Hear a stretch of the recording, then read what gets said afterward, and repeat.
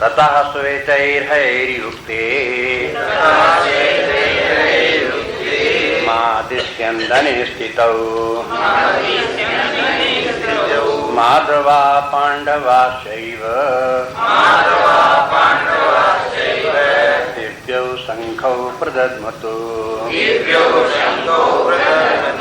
पाञ्चजन्यं हृषीकेशो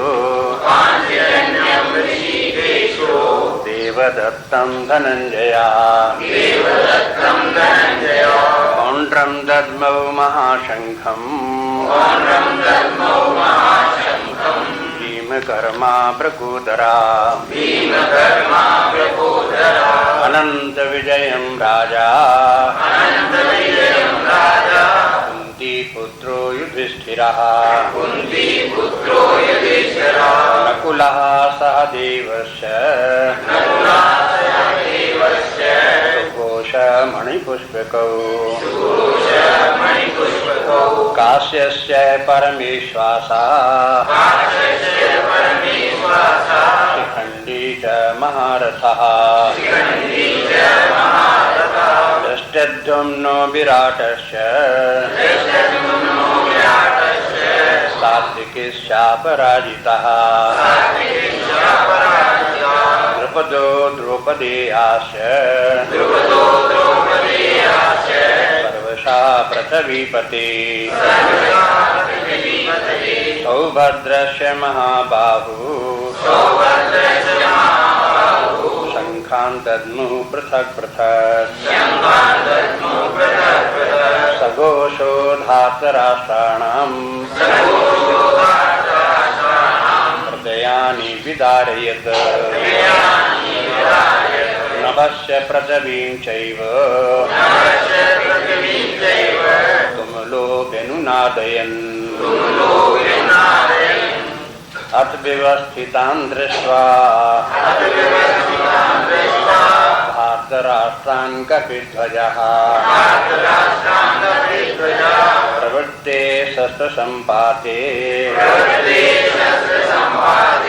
अनुरुध्यम्य पाण्डवः ऋषिकेशं तदा वाक्यम् इदमाह महीपति अथ व्यवस्थितान् दृष्ट्वा धार्तराष्ट्रान् कपिध्वजः प्रवृत्ते शस्त्रसम्पाते अनुरुध्यम्य पाण्डवः ऋषिकेशं तदा वाक्यम् इदमाह महीपति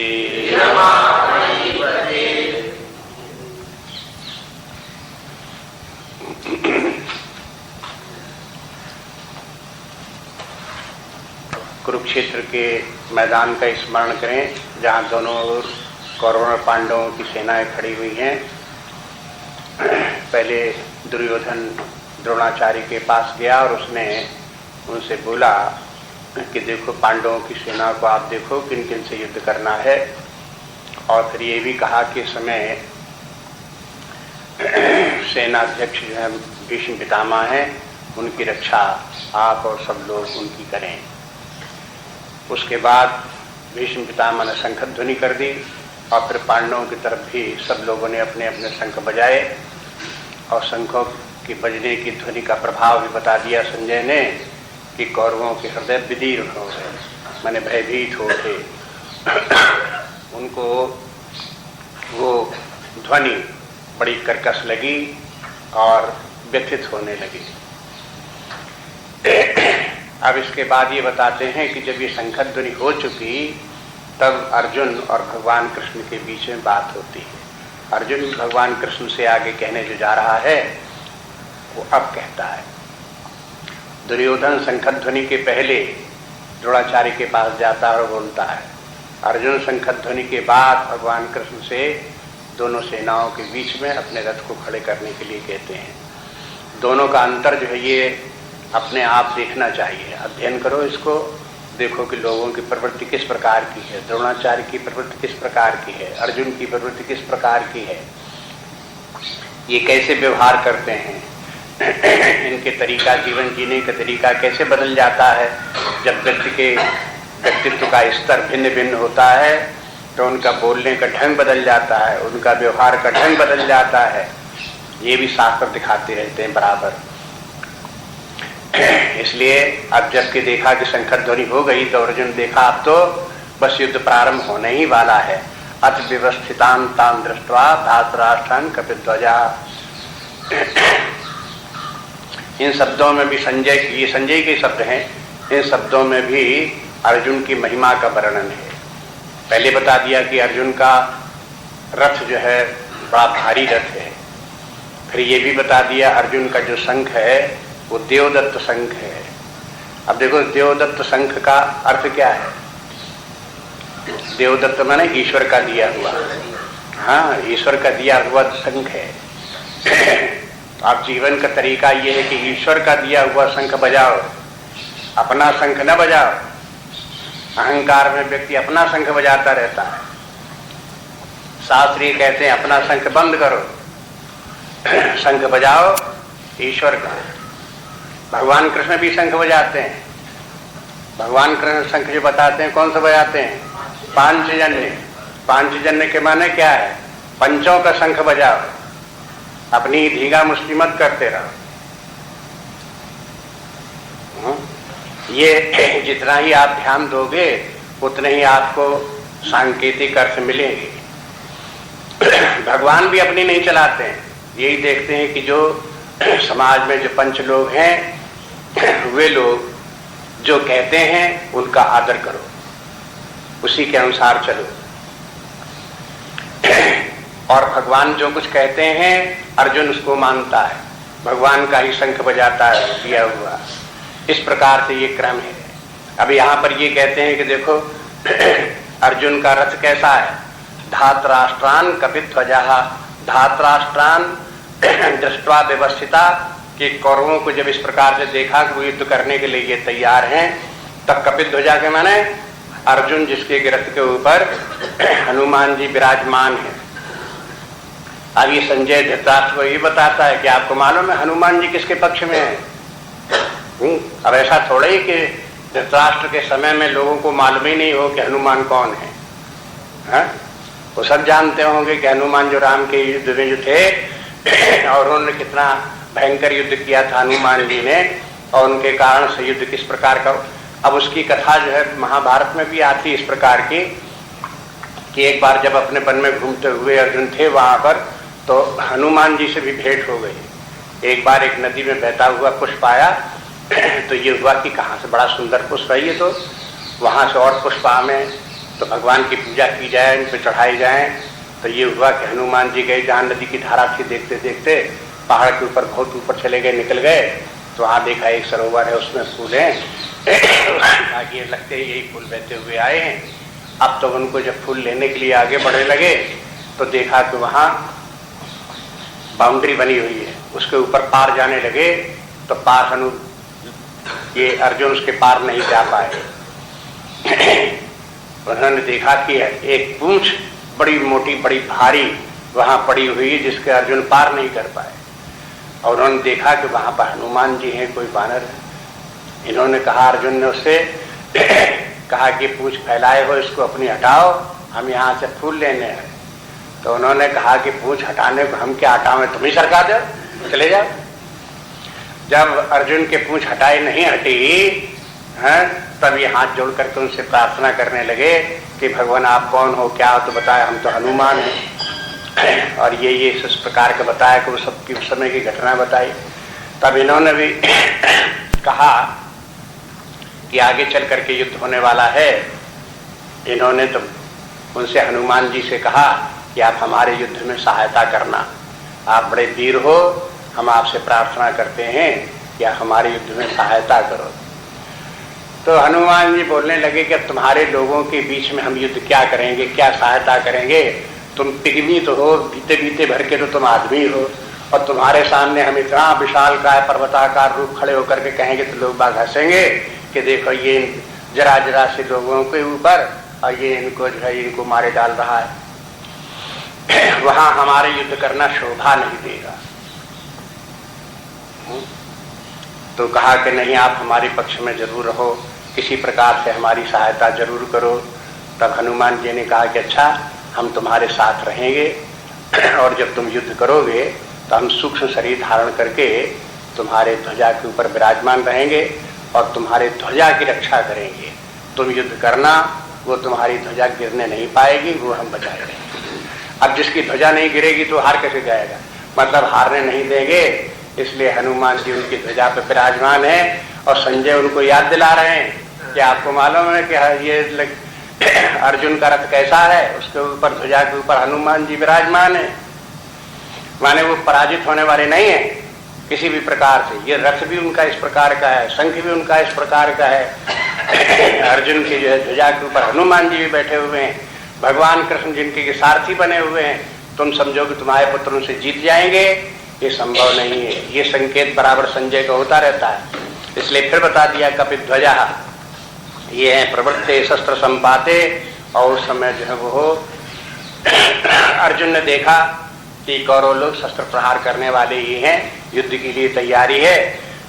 तो धनुरुद्यम में पांडवा, अर्जुन ने जो है वो पांडवा के माने यहाँ अर्जुन ने धनुरुद्यम में अपना धनुष उठा लिया और वो भी युद्ध करने के लिए तैयार हो गया। लेकिन अब अर्जुन के सामने युद्ध करने को तैयार हो गया, लेकिन अब ये लगा कि वो युद्ध करे तो किससे करे, इतनी बड़ी सेना खड़ी हुई है तो युद्ध किससे हो। एक प्राचीन काल में इस प्रकार का भी नियम था युद्ध का कि योद्धा लोग अपने समान बल वाले योद्धा से ही युद्ध करते थे। जो कमजोर योद्धा हैं वे लोग बड़े योद्धाओं से युद्ध नहीं करते थे और बड़े योद्धा भी कमजोर योद्धाओं से युद्ध नहीं करते थे। जैसे रथ के ऊपर सवार रथी हैं तो रथी रथी से युद्ध करेगा, हाथी वाले हाथियों से युद्ध करेंगे, घोड़े वाले घोड़ों वालों से युद्ध करेंगे, पैदल वाले पैदल वालों से युद्ध करेंगे। ऐसा नहीं कि पैदल वाले घूम रहे हैं, सामने दिखाई दिए तो रथ वाला बैठा हुआ उसने मार बाण के पहले जितने पैदल के उन्हीं सबको मार गिरा दिया हो, ऐसा नहीं करते थे। माने ये उनके अपने गौरव की बात थी। युद्ध करते समय भी वे अपने गौरव की रक्षा करते थे। कहते कि ये भी कोई बात है कि अपने से कमजोर व्यक्ति उसी के ऊपर कूद पड़ो, उसी को मारने लगो, उसी की संहार कर दो। अब एक व्यक्ति तो इतना शक्तिशाली है कि वो 10,000 व्यक्तियों से युद्ध कर सकता है और वो एक छोटे से व्यक्ति से, जो एक व्यक्ति से युद्ध करता है, उसके ऊपर आक्रमण कर दे और उसको मार डाले, तो कौन बड़ी वीरता है ये। इसलिए ये वीरता नहीं कहलाएगी, कायरता कहलाएगी। ऐसे समझ करके योद्धा लोग अपने समकक्ष योद्धाओं से ही युद्ध किया करते थे। तो अर्जुन को भी ये हुआ कि हमारे समकक्ष योद्धा कौन है। अर्जुन महारथी है तो वो ये देखना चाहता था कि सामने महारथी कौन खड़े हैं, किन महारथियों से हमें युद्ध करना है, जिनको कि हम उनका सामना करें और युद्ध करें उनका।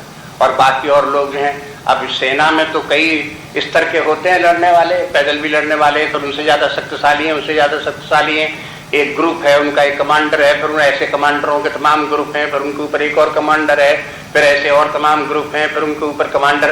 तो ये छोटे और बड़े इस प्रकार के स्तर के योद्धा लोग होते हैं। तो जो स्तर जो हो उसके साथ ही युद्ध करते हैं। और इसकी सूचना देने के लिए कौन किन स्तर का है दोनों ही सेनाओं में, उनके ध्वजा हुआ करते थे। ध्वज देख करके समझ जाते थे कि इस युद्ध व्यक्ति से हमें युद्ध करना है। दूर से दिखाई देने वाला व्यक्ति रथ पर बैठा न दिखाई दे, लेकिन ध्वज दिखाई देगा, ध्वज का रंग दिखाई देगा, उसका आकृति दिखाई देगी, उसके चिन्ह दिखाई देंगे। उसी से व्यक्ति समझ जाएगा कि ये रथ अमुक व्यक्ति का है और ये महारथी है, इससे हमें युद्ध करना है, अथवा ये रथी है, इससे हमें युद्ध करना है। ये व्यवस्था उस समय थी।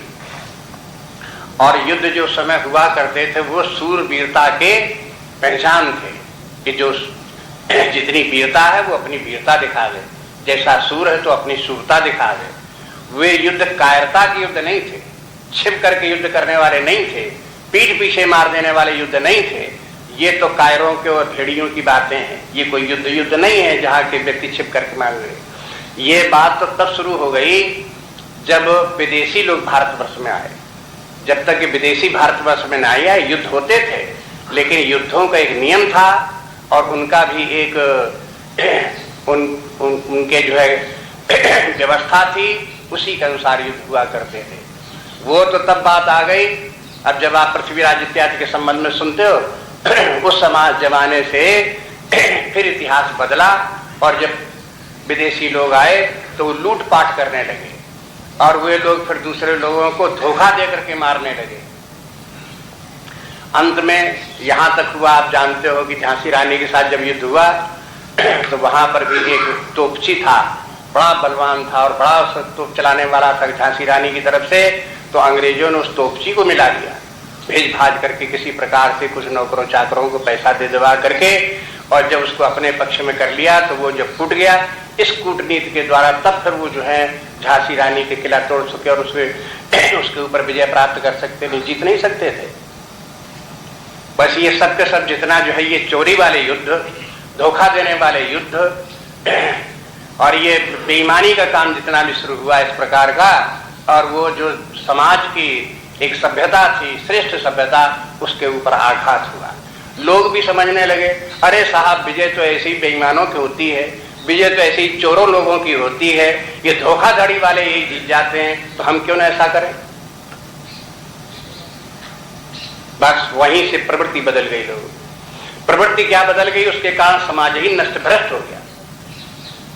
जो जीवन का उच्च स्तर था, जैसी सुंदर व्यवस्था थी, वो सब समाप्त हो गई।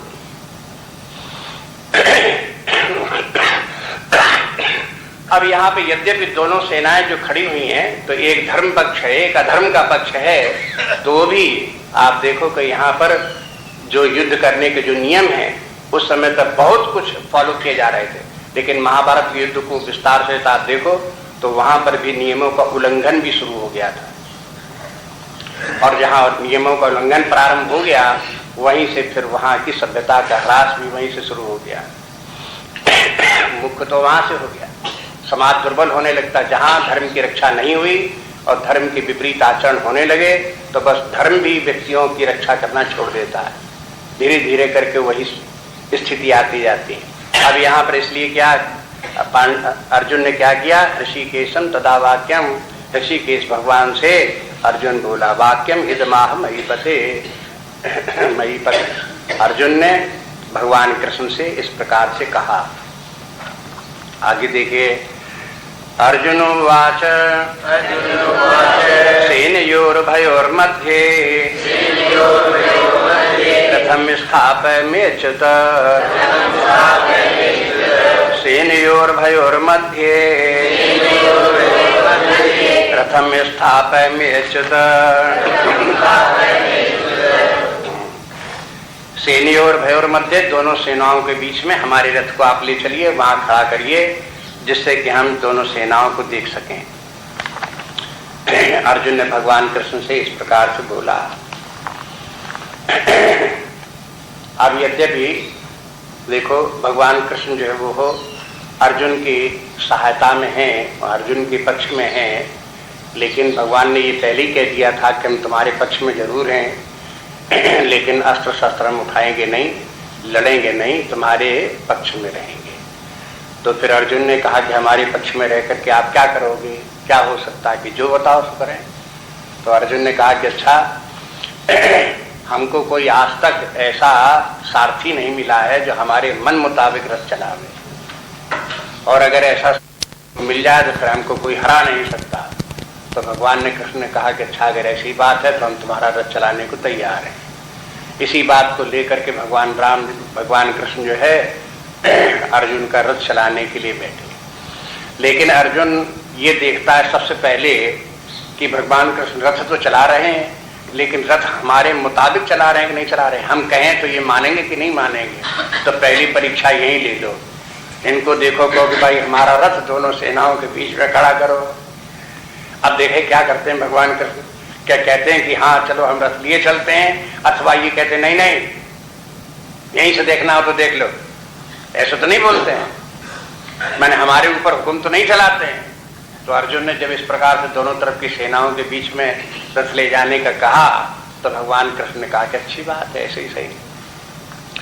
वो तैयार हो गए।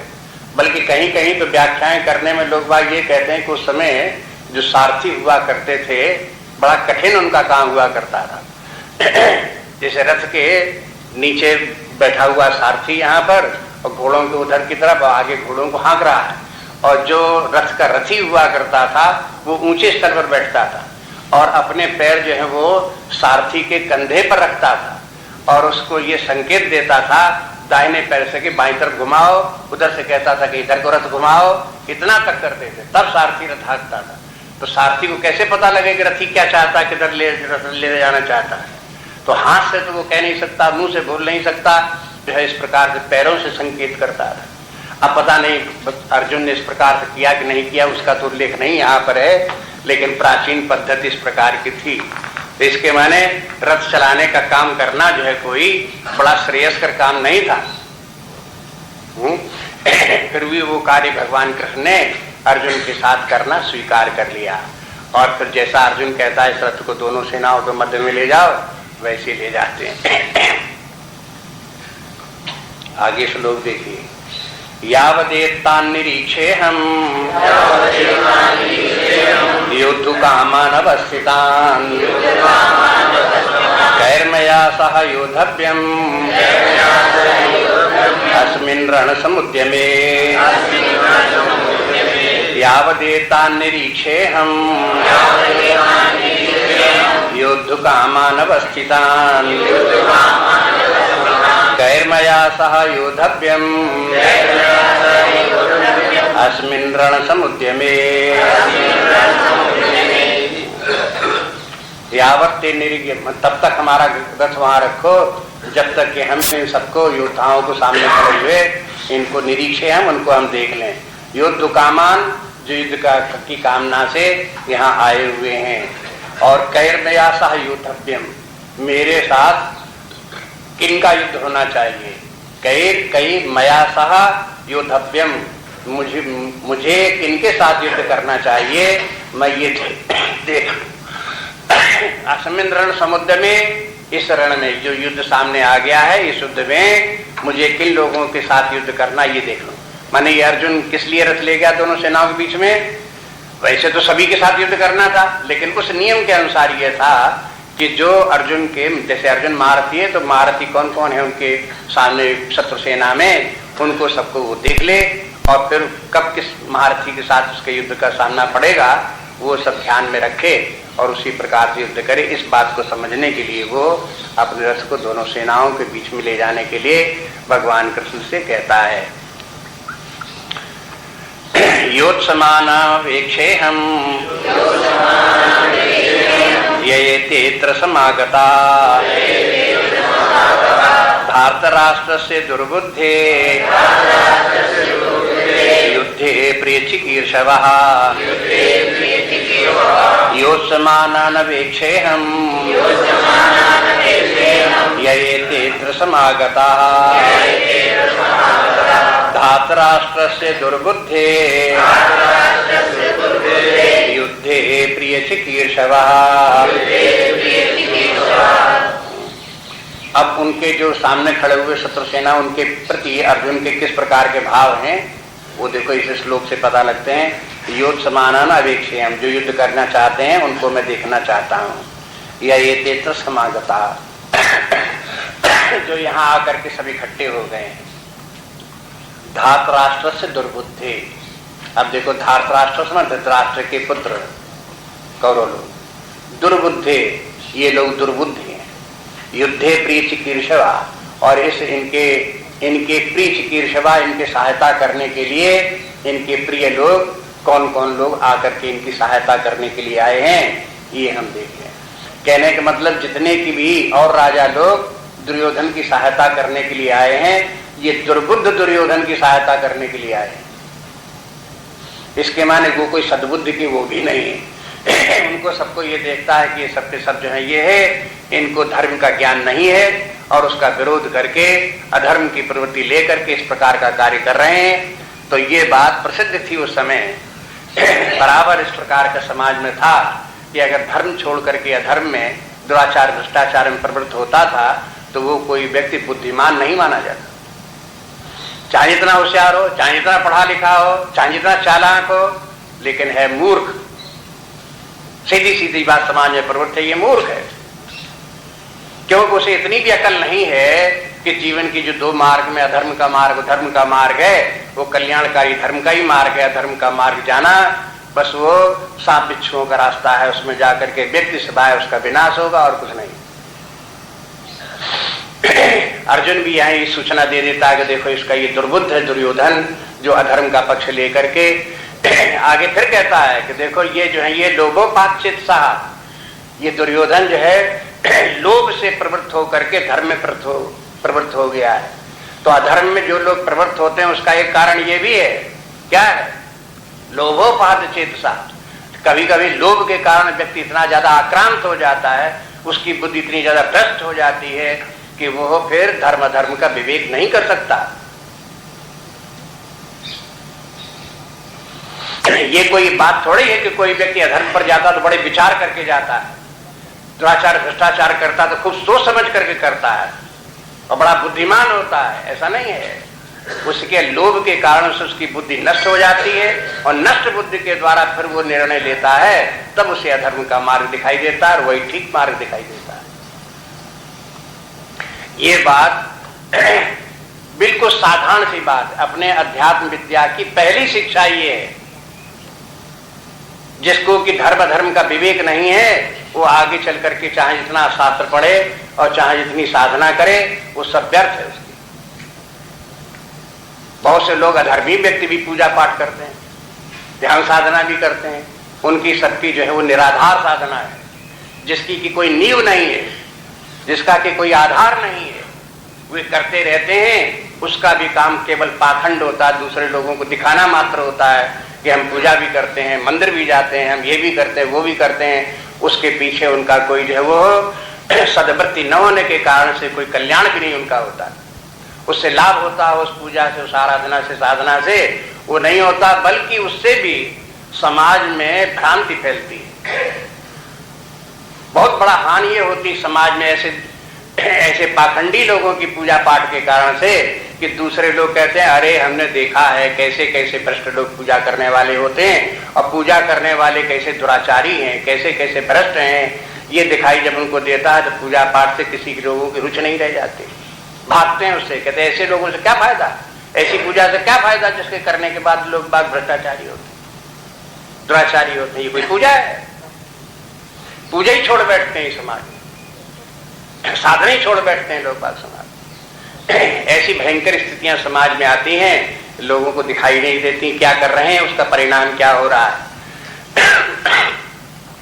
इसी यही बात यहाँ पर भी जो ये देखो तो अर्जुन जो इनको बोलता है तो ये इनको दुर्बुद्धि बोलता है कि देखो दुर्बुद्धि के कारण ये सब इस प्रकार से इकट्ठे हुए हैं, कोई दुर्योधन ही नहीं। अब दुर्योधन की जितने सहायता करने वाले वो भी सब दुर्बुद्ध हैं। प्रीत कीर्षवा, दुर्योधन जैसे दुर्बुद्ध की से प्रीत रखने वाले हैं और उनकी सहायता करने के लिए आ गए हैं। इनकी बुद्धि कैसी है?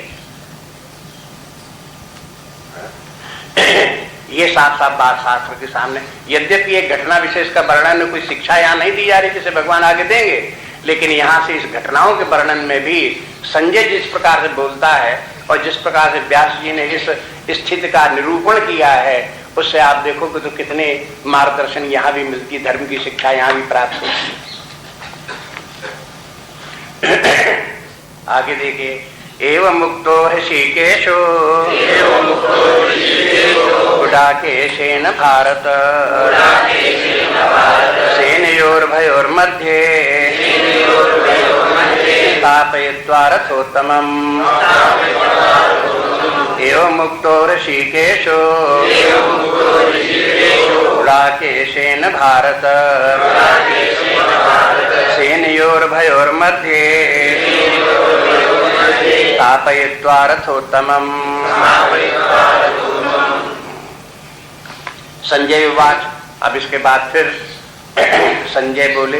अभी तो बीच में अर्जुन बोलने लगा था ना, तो फिर अब कहना पड़ा कि अर्जुन तो जो बोल दे सो बोल दिए, अब उसके बाद फिर वहां पर आ जाओ आप।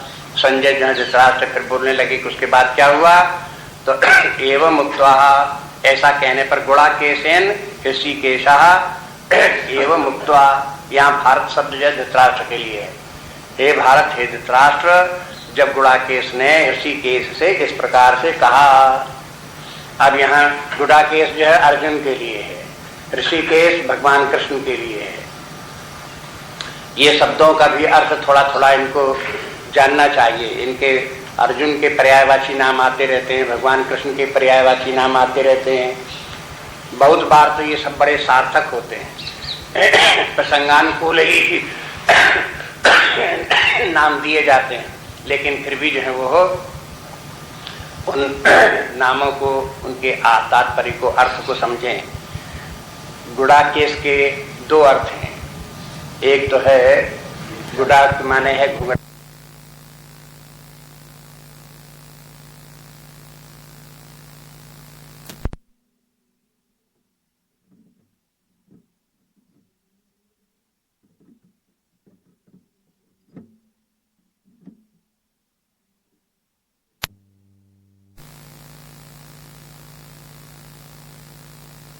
कहते हैं। इसीलिए जो है वो अर्जुन को स्त्री वेश धारण करने में कोई कठिनाई नहीं हुई।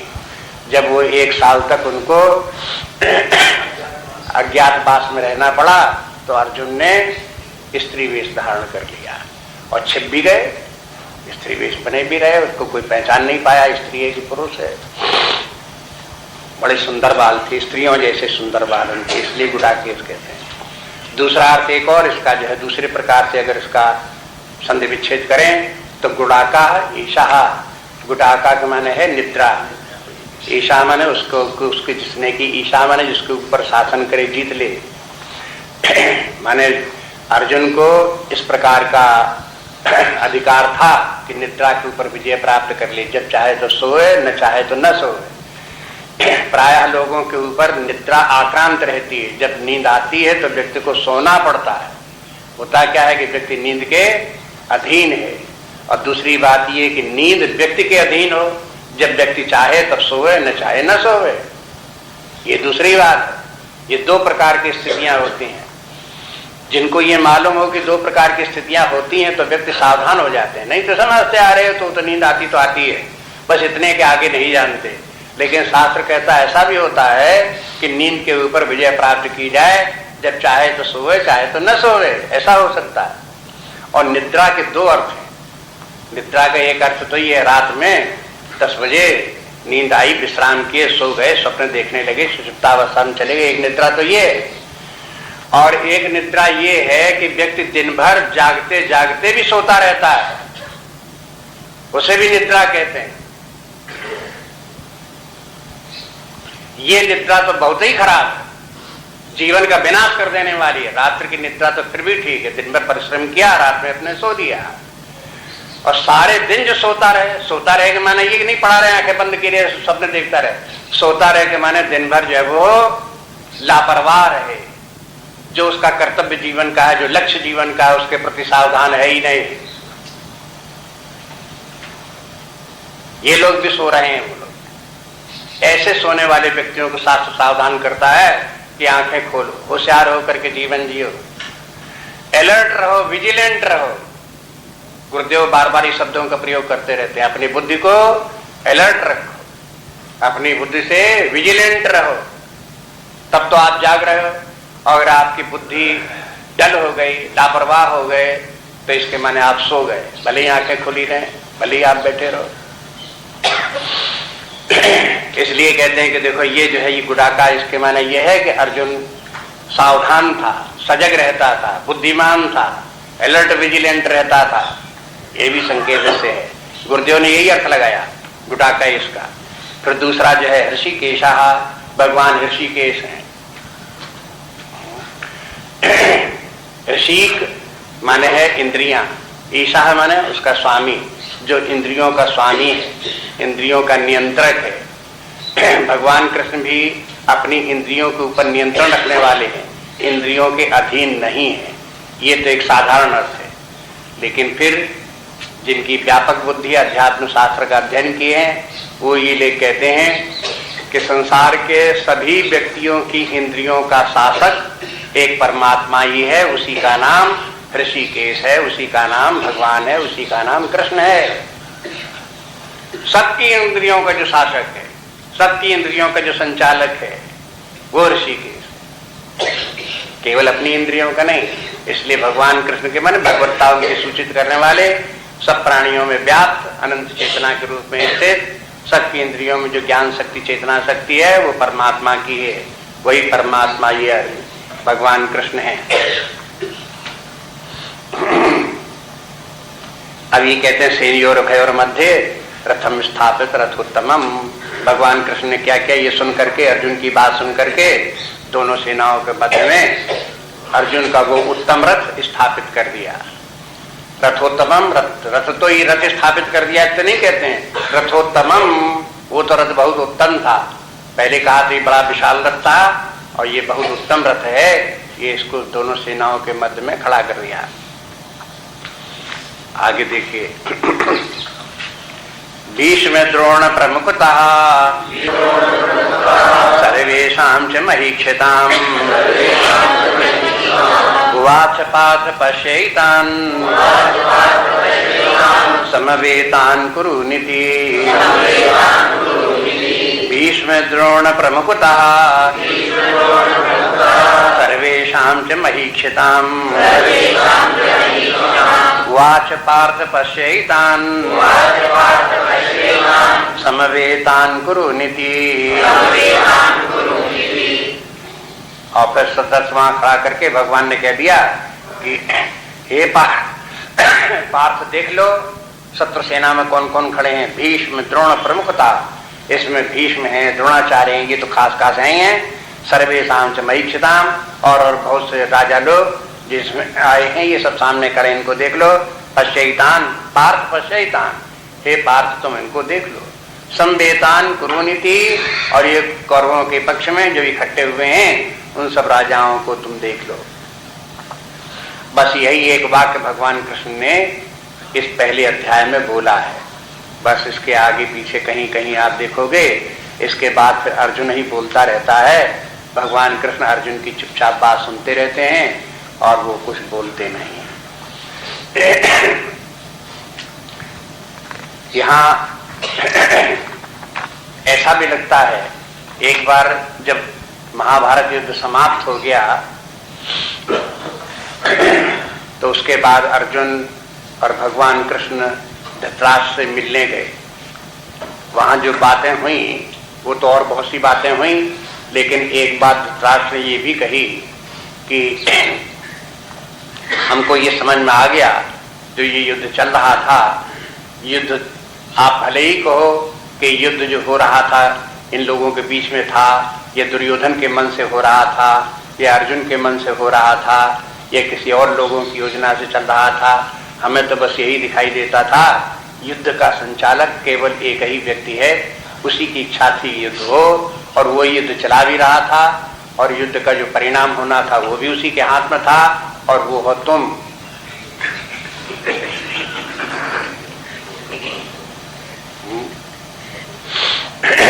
तो धृतराष्ट्र की बुद्धि इस प्रकार से बाद में शायद सुधर गई हो, कुछ समझ में आ गया हो, भगवान कृष्ण की महत्ता समझ में आ गई हो, तो उसने इस प्रकार से इनसे भगवान कृष्ण से कहा।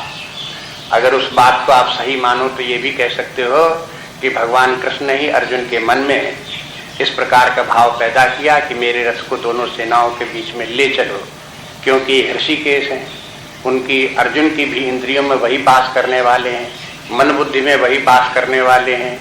उनकी इच्छा इस प्रकार की हुई कि अर्जुन दोनों सेनाओं के मध्य में रथ ले चलेगा, तो फिर सब लोगों को देखे तो फिर उसके मन में जो कुछ प्रतिक्रिया अपने संस्कारों के अनुसार होनी है वो हो जाए,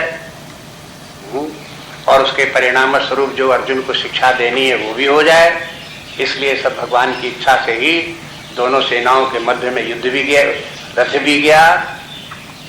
अर्जुन ने भी जाकर के वहां सब उन सबको देखा, और फिर देखने के बाद में भगवान पहले ही जानते थे कि इसकी वासनाएं किस प्रकार की हैं, इन सबको देखेगा तो इसके मन में कैसी प्रतिक्रिया होगी। वो सब प्रतिक्रिया भी भगवान देखते रहे कि कैसे कैसे अर्जुन क्या बोल रहा है और क्या कह रहा है, कैसी भावनाएं उसके अंदर उत्पन्न हो रही हैं। ये सब भी उसी समय होने लगा। आचार्य लोग कहते हैं कि देखो, जैसे मनोचिकित्सक होते हैं, डॉक्टर्स होते हैं, साइकेट्री के डॉक्टर होते हैं, तो वो एक तो डॉक्टर होते हैं शरीर के होते हैं, वो तो शरीर के रोग को देखा, दवा दी उसको, लेकिन मनोचिकित्सक का कार्य ज्यादा कठिन है। उसे मानसिक बीमारी वाले व्यक्ति को उसकी बीमारी को समझना पड़ता है, गहराई तक उसको जाना पड़ता है और उसको उसका उपचार करने के तरीके भी अलग हैं। जैसे मनोचिकित्सक के कार्य करने के तरीके हैं, उनसे भी थोड़ा आगे बढ़ करके इन अध्यात्म शास्त्र के जो आचार्य गुरु लोग हैं उनका भी इस मनोचिकित्सा करने का कार्य ही है। अपने शिष्यों को, अनुयायियों के, उनका मनोचिकित्सा उनकी करते हैं, लेकिन उनका करने का तरीका जो है अद्भुत तरीका है। उसके भी अपने नियम हैं, वे जो है वो हर किसी व्यक्ति को मालूम नहीं होते हैं। जिसके ऊपर वो नियम लागू किए जाते हैं, मनोचिकित्सा जिनकी की जा रही होती है, वो भी नहीं जानते हैं कि कोई हमारे साथ ये ऐसा व्यवहार क्यों कर रहे हैं। वो तो जब उपचार हो जाए, बुद्धि में परिवर्तन हो, सद्बुद्धि आ जाए, तब होश आता है कि हमारे साथ जो इस प्रकार का व्यवहार किया गया वो ठीक ही था, जो उपचार हमारा किया गया वो ठीक ही है। बहुत बाद में समझ में आता है।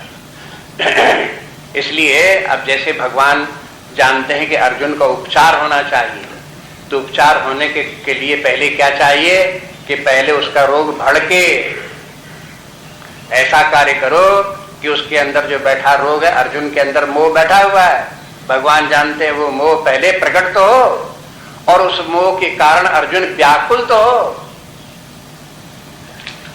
जैसे रोग इतना भड़क जाए कि व्यक्ति सहन करना मुश्किल पड़ जाए, तब अपने आप डॉक्टर की तरफ दौड़ेगा।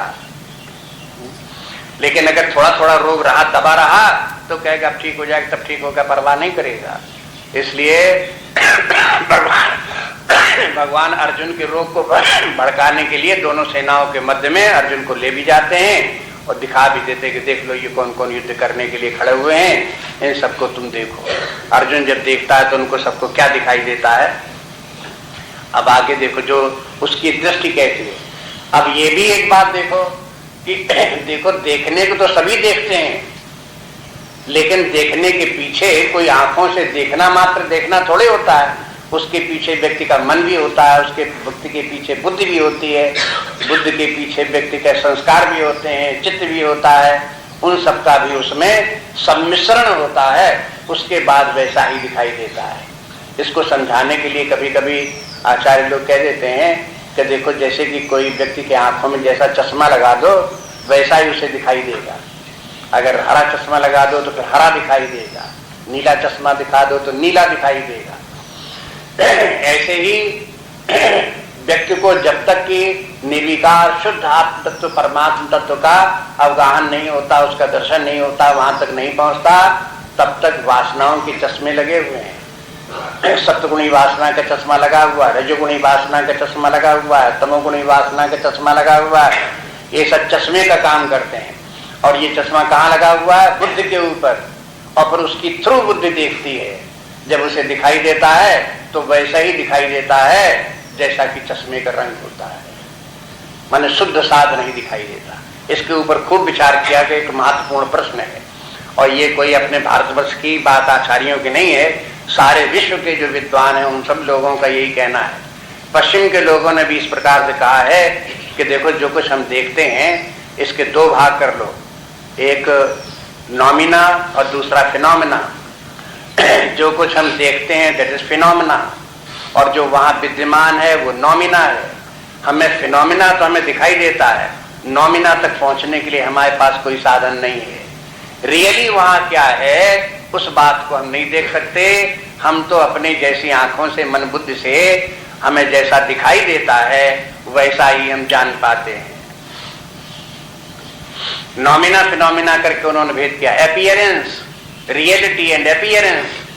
खूब विचार हुआ, एक नहीं बहुत लोगों ने विचार किया है। ब्रेडले ने भी किया है, और ये फ्रांस का जो दार्शनिक हुआ उसने भी किया, और जर्मनी के दार्शनिक उनके तमाम लोगों ने इस प्रकार से विचार किए। और इस प्रकार से ये कांट का ही विचार प्रारंभ हुआ, इमैनुअल कांट से।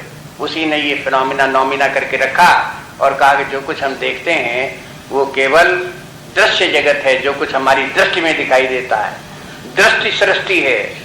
अपने यहाँ भी इस प्रकार विचार चला कि जैसी दृष्टि वैसी सृष्टि, आगे रचना क्या है, सृष्टि कैसी दिख रही है, जैसी हमारी दृष्टि है।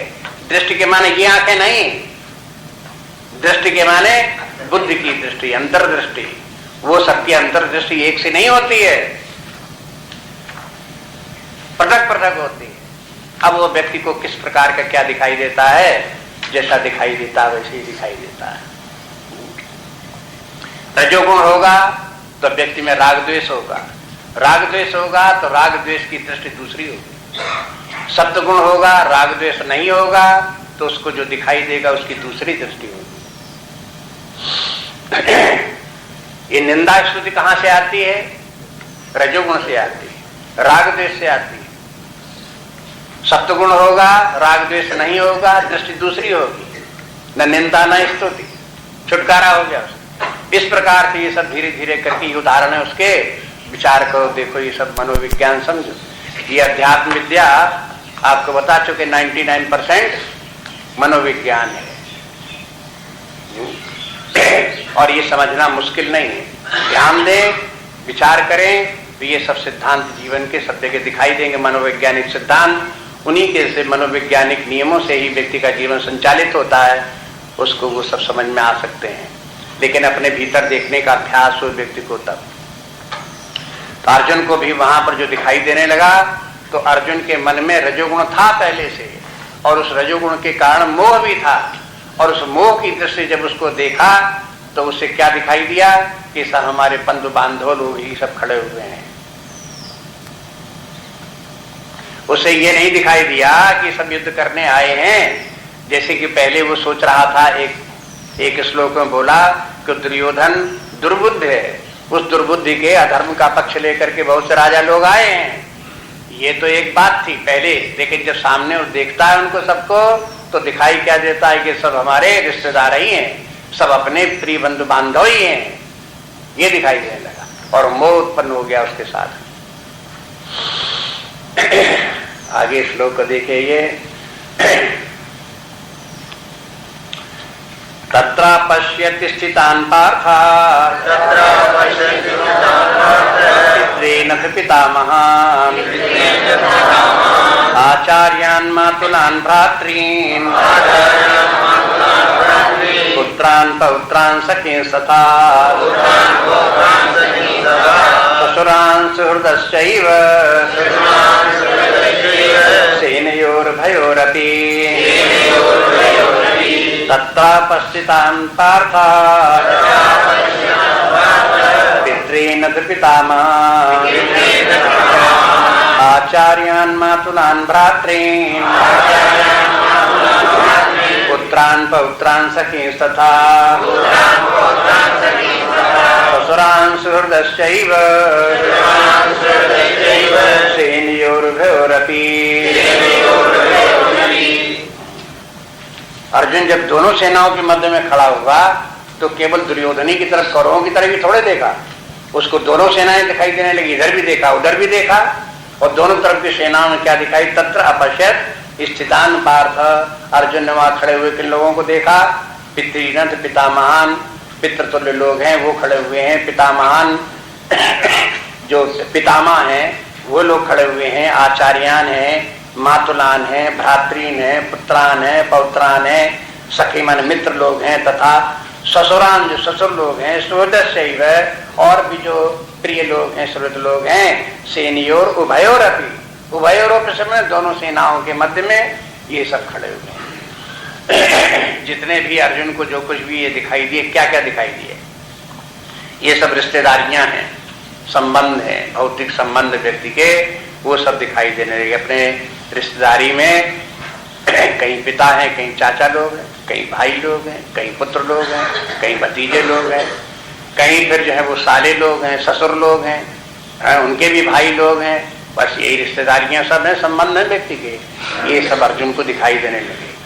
आप क्या समझते हो कि भगवान कृष्ण नहीं देख रहे थे, है? और क्या समझते हो कि आपके भगवान कृष्ण की सब रिश्तेदारियां नहीं थी? है? जब अर्जुन की बहन का विवाह भगवान कृष्ण से हुआ तो भगवान कृष्ण रिश्तेदार उनके हुए कि नहीं हुए? अर्जुन के रिश्तेदार हुए कि नहीं हुए? अर्जुन के रिश्तेदार हुए तो इतनी सेना खड़ी तो उनके सबके रिश्तेदार हुए कि नहीं हुए? कोई ऐसा थोड़े कि भगवान कृष्ण का कोई रिश्तेदार नहीं था, अर्जुन ही के सब रिश्तेदार थे। लेकिन व्यक्ति के व्यक्तित्व के अंतर को देखो। इसलिए पहले अध्याय में जो मुख्य बात ध्यान देने की है वो फिर याद रखो, तब समझेंगे पहले अध्याय को, कि व्यास जी ने पहले अध्याय में 3 प्रकार के व्यक्तियों को 3 कैटेगरी में रखा। एक प्रकार का व्यक्ति ऐसा है, दूसरे प्रकार का व्यक्ति ऐसा है और तीसरे प्रकार का व्यक्ति ये है। और इन तीनों का अंतर दिखा दिया कि देखो 3 प्रकार के व्यक्ति कैसे होते हैं। दुर्योधन और उसका पक्ष ये, अर्जुन और उसका पक्ष ये, और भगवान कृष्ण है, ये जो परम परमात्मा स्वरूप हैं, ज्ञान विज्ञान वैराग्य से युक्त ज्ञान स्वरूप परम परमात्मा रूप करके हैं। दुर्योधन को अलग दिखाई देगा, अर्जुन की दृष्टि दूसरे प्रकार की होगी, और जो इस स्तर पर व्यक्ति है उसकी दृष्टि भिन्न प्रकार की होगी। दृष्टियां भिन्न भिन्न हैं और वो भिन्न भिन्न दृष्टियां व्यक्तित्व के विकास के अनुसार भिन्न भिन्न हैं। ये भी बात समझना मुश्किल है कि जो अधर्म के स्तर पर जीवन जी रहा होगा, उसकी बुद्धि मंद होगी, संकुचित होगी, स्वार्थपूर्ण होगी, उसे धर्म वाले व्यक्तियों की बात भी समझ में नहीं आएगी कि ये लोग बेचारे धर्म के पीछे क्यों पड़े हुए हैं। जब इतने दुखी हो रहे हैं, परेशान हो रहे हैं, तो क्या धर्म में रखा हुआ है? ये तो बड़े मूर्ख हैं। ऐसे अधर्मी लोगों को धर्म के मार्ग पर चलने वाले बेवकूफ दिखाई देंगे, समझ में नहीं आएगा उनकी क्या महिमा है। ऐसी धर्म के मार्ग पर चलने वाले व्यक्ति जो हैं, ऐसे ज्ञान विज्ञान से युक्त जो लोग आत्मज्ञानी ब्रह्मज्ञानी व्यक्ति हैं, उन लोगों की बात उन लोगों को समझ में नहीं आएगी। वो धर्म वाले व्यक्ति तो भलाई बुराई देखते रहेंगे, ये सद्गुण है, ये दुर्गुण है, ये दैवी संपत्ति है, ये आसुरी संपत्ति है, ये भले हैं, ये बुरे हैं, बस यही देखते रहेंगे। लेकिन इससे ऊपर भी कुछ दृष्टि हो सकती है। कहेंगे इससे ऊपर क्या हो सकती है? भला बुरा तो दुनिया में होता ही है, भले को भला क्या नहीं पड़ेगा, बुरे को बुरा क्या नहीं पड़ेगा, आंखें फाड़ फाड़ के इसी प्रकार से चिल्लाएगा। लेकिन उसे ये पता नहीं कि एक स्थिति उससे भी ऊपर होती है, जहां ये भले बुरे सब के सब सबसाइड हो जाते हैं और समत्व दृष्टि आ जाती है। ये कौन सी दृष्टि होती है? समझ तो आ जाती है। ये कोई धर्म के स्तर पर रहने वाले व्यक्तियों को समझ में नहीं आती, अधर्म के स्तर पर रहने वाले व्यक्तियों को समझ में नहीं आते। ये है कि जो व्यक्ति इससे ऊपर के स्तर का होगा उसको ये बात समझ में नहीं, अधर्मी व्यक्ति को धर्म के स्तर के व्यक्ति की बात समझ में नहीं आएगी, धर्म के स्तर के व्यक्ति को ज्ञानी व्यक्ति की स्तर की बात समझ में नहीं आएगी। इसीलिए भगवान कृष्ण जब अर्जुन से बोलने लगते हैं तो भगवान कृष्ण की बात अर्जुन को जल्दी समझ में नहीं आती। कितना समझाना पड़ता है, कितना समझाना पड़ता है। लेकिन ये कहो कि अर्जुन समर्पित था भगवान कृष्ण में, तो उसको आगे समझ में भी आ गई बात। लेकिन अगर कोई अर्जुन की तरह से भगवान के प्रति समर्पित न हो या ज्ञानी व्यक्तियों के प्रति समर्पित न हो और उनकी बात को समझने की कोशिश न करे तो विरोध ही करता रहेगा। समझने की बात तो दूर रही, बल्कि उनको ज्ञानी व्यक्तियों को भी अज्ञानी ही समझता रहेगा, मूर्ख ही समझता रहेगा। यही नियम संसार में सर्वत्र है। इसलिए इन 3 व्यक्तियों को देखो। यहाँ पर जो है ये दुर्योधन है, इस प्रकार का व्यक्ति, उसका पहले ही शुरू में दिखा दिया व्यास जी ने। प्रारंभ में दुर्योधन ही आता है और उसके बाद में फिर अर्जुन आ जाता है। अर्जुन की स्थिति को देखो, उसके बाद में फिर भगवान कृष्ण की बात को सुनो। वो क्या कहते हैं ज्ञानी व्यक्ति की बात, जैसे कि तीनों काल का सब दिखाई देता है, सारी सृष्टि, आत्मा परमात्मा, सब बाहर भीतर सब यथार्थ जो कुछ है सत्य का दर्शन जिसे हो रहा है, जगत जैसा है, जीव जैसा है, आत्मा जैसा है, परमात्मा जैसा है, जिसे सब का सब हाथ पे रखे हुए आंवले की तरह से दिख रहा है, उसकी दृष्टि कैसी है और वो क्या बोलता है, वो भगवान कृष्ण बताते हैं। इसलिए अर्जुन को ये सब भगवान कृष्ण भी इसलिए बता रहे हैं कि भगवान कृष्ण भी देख रहे हैं सब लोगों को, लेकिन वो देख रहे हैं समदृष्टि से। अर्जुन देख रहा है अपने विषम दृष्टि से, जो धर्म की दृष्टि है, और अपने पारिवारिक दृष्टि है, उस दृष्टि देख रहा है।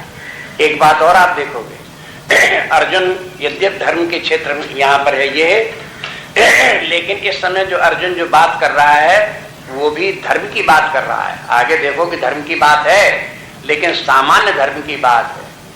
भगवान अर्जुन को सावधान करते हैं, सामान्य धर्म मात्र से काम नहीं चलेगा, अपने स्वधर्म को भी देखो। यही से शिक्षा शुरू हो जाती है। स्वधर्मम मरणम श्रेया परधर्म भयावह, ये बताना पड़ता है अर्जुन को कि वो कहां पर कहां बात अटकती है, कहां पर कहां तक व्यक्ति की बुद्धि जाती है, कहां तक क्या होता है उसको देखो। आप ऐसा नहीं कर सकते कि अर्जुन बिल्कुल अधर्म की बात बोल रहा था। उसने सबको देखा, ये बात भी सही है कि सब अपने रिश्तेदार थे, कौन गलत बात है लेकिन सब रिश्तेदार तो भगवान कृष्ण के भी थे।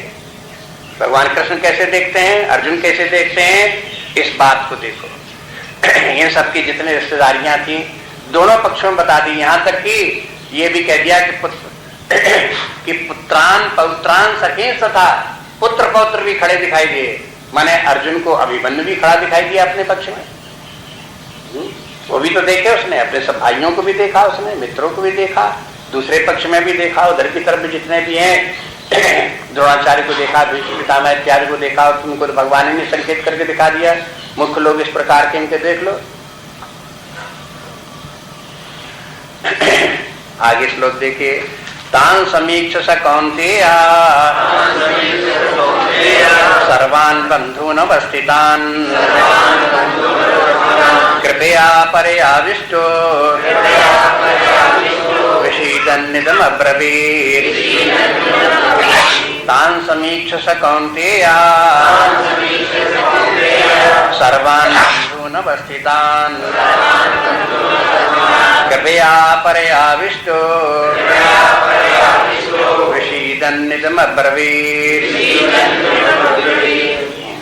अब कहते तान समीक्ष, मन उन सबको देख करके, स कौन्तेय, उस कौन्तेय ने सर्वान बंधून अवस्थितान, अपने सब बंधु बांधवों को ही उसने खड़ा देखा। माने जितने रिश्तेदारियां थी समझ लो सब अपने बंधु बांधवों को देखा, अपने संबंधियों को सबको अर्जुन ने देखा।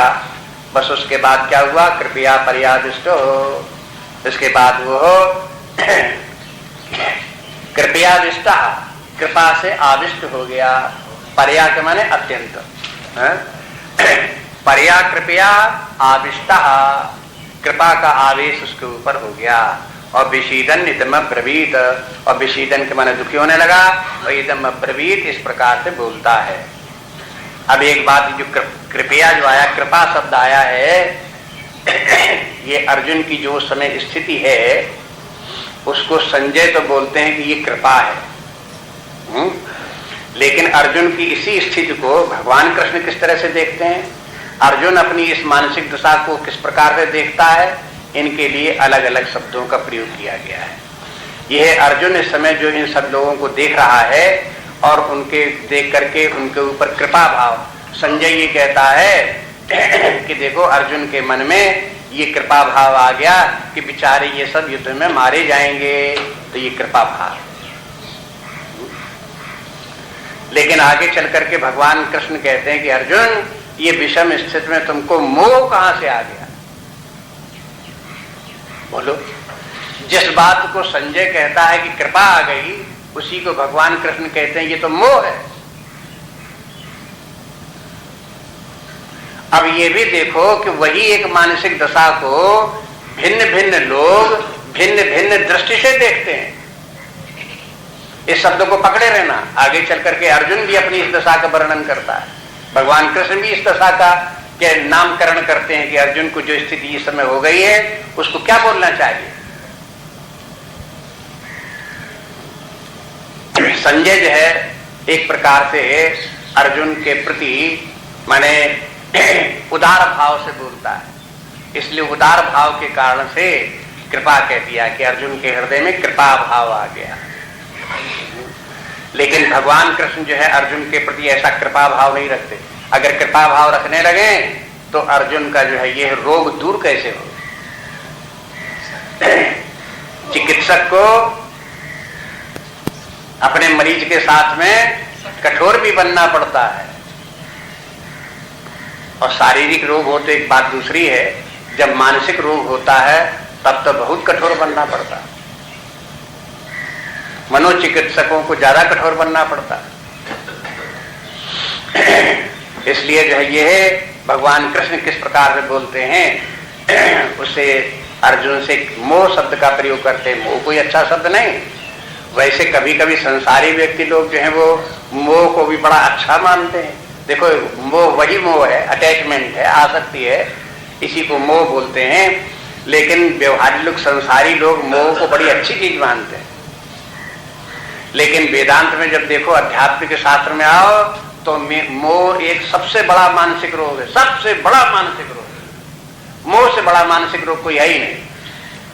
फिर जिसके मोह का रोग होता है तब उसी को फिर और दूसरे प्रकार के काम, क्रोध, लोभ, मद, मत्सर, छल, प्रपंच, पाखंड, ये नाना प्रकार के रोग उसी जो मोहग्रस्त जो व्यक्ति होता है उसी में होते हैं।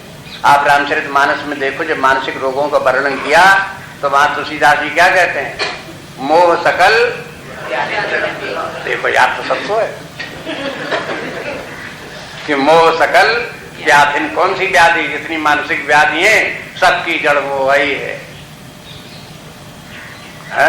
तो लेकिन जो लोग जो है इस बात को, रामायण न पढ़ी हो, अध्यात्म विद्या का जरा भी ज्ञान न हो, तो अपने घरों में क्या कहते हैं? अगर कोई व्यक्ति परिवार में 6 लोग 10 लोग हों, उनमें से कोई व्यक्ति आध्यात्मिक विचार का हो, थोड़ा व्यक्त विचार का हो, माने कार्य सब करता हो, कुछ भी हो, लेकिन थोड़ा वैराग्य भाव रखता हो, अटैचमेंट ना हो।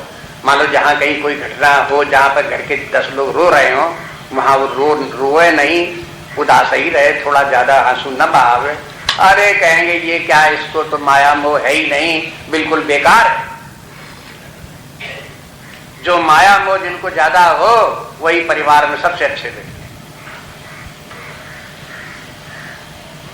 लोगों की निंदा होगी जिनकी मोह नहीं होगा, जिनको कोई माया नहीं होगी। एक दृष्टि तो ये है, और दूसरी